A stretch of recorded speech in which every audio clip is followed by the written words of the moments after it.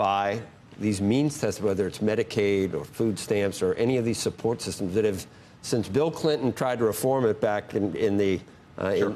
I don't know if you were around. I know I was. But when he reformed I was a young guy, but I was around. So back then, the bottom quintile got $7,000 in inflation-adjusted dollars. It's $64,000 of support now that we have. It's grown, I mean, beyond anything anyone can imagine. How would you rein that in? Is that something that would make sense?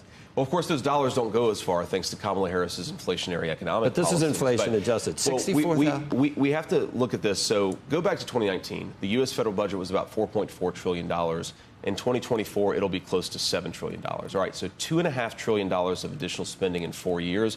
Most of that delta is not Social Security and Medicare. It's discretionary programs. It's a whole host of non-Medicare, non-Social Security, non-discretionary programs. It's also interest on debt. It's interest on debt. Why do we have high interest on debt? Because we're spending way more money than we have. And interest rates are higher.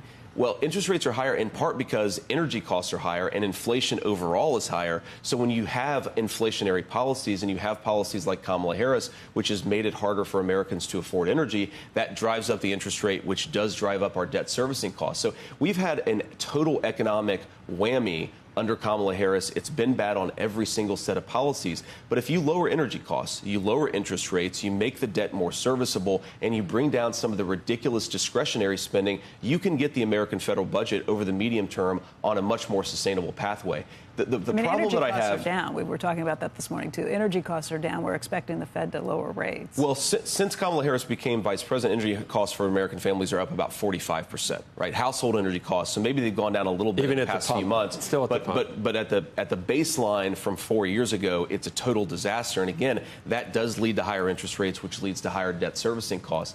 Now, you asked about Social Security and Medicare. Look, there are some problems that I think that we absolutely should look at. For example, we have a massive fraud problem in Social Security and Medicare because you have illegal aliens who are collecting Social Security and Medicare, sometimes fraudulently. I've had constituents, I've even had friends who have gone to the IRS, who have gone to the Social Security Administration and say, I have evidence that an illegal alien is collecting my Social Security benefits. That is terrible for the federal budget. But then the Kamala Harris administration has basically said, no, we're not going to reveal private information, even if it's an illegal alien who's stealing your Social Security. That blows up the federal budget, too. So before we start talking about doing anything to the benefits for Americans who have earned them, let's deal with the illegal alien fraud in our Social Security and Medicare system. I think that costs us a lot of money. Yeah, the Goldman Sachs report is everywhere, and you heard it the other night. You heard Vice President Harris. A lot of the analysis that went into that report is based on immigration. And I guess if you were to close the border completely and try to expel 13, 15 million, deport undocumented people that are here, that would take a half of a percentage point off GDP every year. To me, it seems like things cost money that I don't know if Americans would choose to open the southern border and allow all the people that come in to stay for a half a point of GDP. That doesn't make sense to me. But do you see the analysis that there have been positive aspects to for the jobs market and for the labor situation from immigration? I've certainly seen these reports, and look, for a generation, Wall Street has said that the way to create prosperity in this country is to flood the country with cheap labor and offsource our manufacturing to places like China, which use cheap slave labor.